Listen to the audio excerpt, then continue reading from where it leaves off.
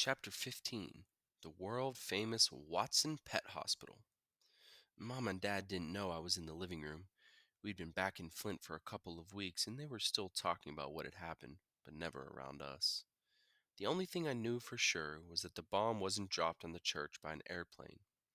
Grandma Sands called a couple of times and told them that the police thought two white men drove by in a car and threw it in during services, or that they had already been hidden in the church with the clock set to go off during Sunday school. However, it got in the church it had killed four little girls, blinded a couple more, and sent a bunch of other people to the hospital. I couldn't stop wondering if those two little girls I saw on the lawn were okay.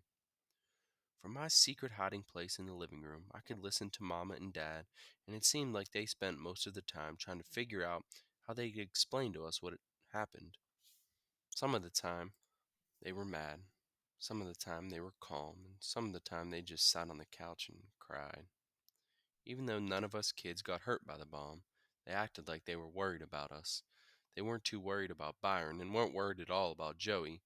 We'd all agreed not to tell her what had happened at the church and had left Birmingham that night before she had a chance to find anything out. I was kind of surprised because the way Mama and Dad were talking, I could tell they were most worried about me. They came out of the kitchen, sat on the couch. I knew they were talking about me again. Mama said, "He's been disappearing, Daniel. Hours go by and I don't know where he is." "What's he say when you ask him where he's been?" "He tells me he hasn't been anywhere. He says I shouldn't worry. It's so strange. I call him and he's nowhere to be found, but a few minutes later he just pops up." "Doesn't Byron know where he goes?" "He says he doesn't. He's being awfully quiet. Something's wrong. I wonder if Mr. Roberts' friend was right. I wonder if he really did see Kenny in that church afterward. Lord, who knows what the poor baby saw?" "Well, Lona, he says he only left Grandma Sands to tell us Joey was okay. I don't know. What can we do?" "But Joey swears it was him she followed away from there, and you know that child would just go as soon die as lie. I just wish I knew where he was and why." I had been disappearing, but Mama didn't really need to worry. I wasn't going anywhere. I'd just been going behind the couch for a little while every day. There was a big enough space between the couch and the wall for me to squeeze in back there and just sit in a little ball. It was quiet and dark and still back there. Byron called this little area the world famous Watson Pet Hospital, and he made me and Joey believe that magic powers, genies, and angels all lived back there. I was waiting to see if that was true. He started calling it fa- the world famous Watson Pet Hospital after we noticed that if something bad happened to one of our dogs or cats, they just automatically knew that they had to crawl in that space and wait to see if they were going to get better. Since Mom and Dad had told us that the animal doctors cost about $1,000 each time you went to them, our pets knew they wouldn't be seeing any veterinarians and that the most help they could get was to crawl behind the couch and see if they could make a deal with the magic powers there. If one of our dogs got hit by a car and could walk away, or if one of them chewed through an electric wire or ran away from home and showed up a couple of weeks later half starved or something, they'd head right for the back of the couch.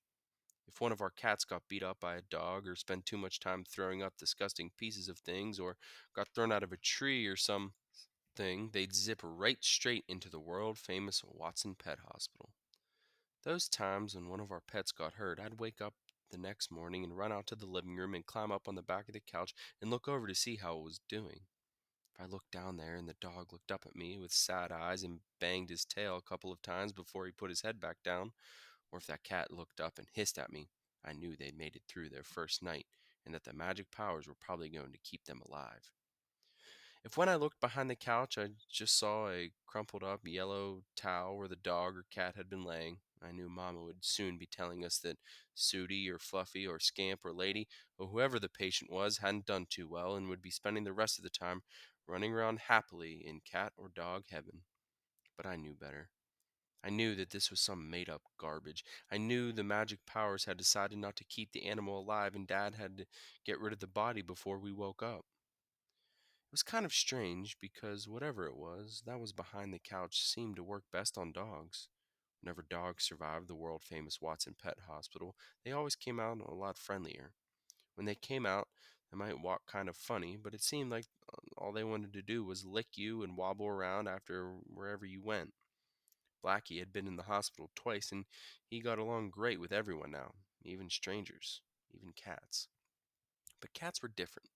If one of them survived the hospital, it would come out and give you a dirty look and be a lot meaner than it was before it went in. Most of the time, after a cat visited the world famous Watson Pet Hospital, it wouldn't let anyone but Joetta touch it. But that was okay because most of the time, nobody but Joetta wanted to touch those stupid cats anyway. I was waiting to see if the magic powers were going to treat me like a dog or a cat, or if when Byron or Joey woke up one morning, they'd find a crumpled up yellow towel where I was supposed to be. The only trouble was that the magic power seemed to be taking a real long time to decide what was going to happen to me.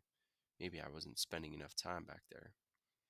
Mama started to force me to do more things with Rufus, but it seemed like he'd changed while we were gone and wasn't as much fun to be with.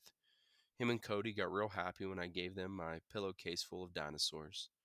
I was getting too mature to play with toys anymore. Mama even forced Byron to take me with him when him and Butthead played basketball, but you didn't have to be Albert Einstein to figure out the only reason the big guys were playing with me was because Byron had threatened them when my back was turned. But what really bugged me was the most was when Mama tried to force me to do things with Joetta. I'd never noticed what a little crybaby and snitch she was. Every time you turned around, she was threatening to go tell on you or was whining about something or being just a plain old pest. After a while, to get even with her, I wouldn't even look at her. I started hating her guts. I only wanted to come out of the world famous Watson Pet Hospital to eat and to go to the bathroom. I even started going into it after Mama and Dad went to bed at night. I started sleeping there. I spent so much time there that Byron finally figured out where I was going. I looked up one day and there was his eyeballs staring down at me. Hi, Bye. Hey, Kenny. So this is where you've been hanging out at, huh? Are you telling on me?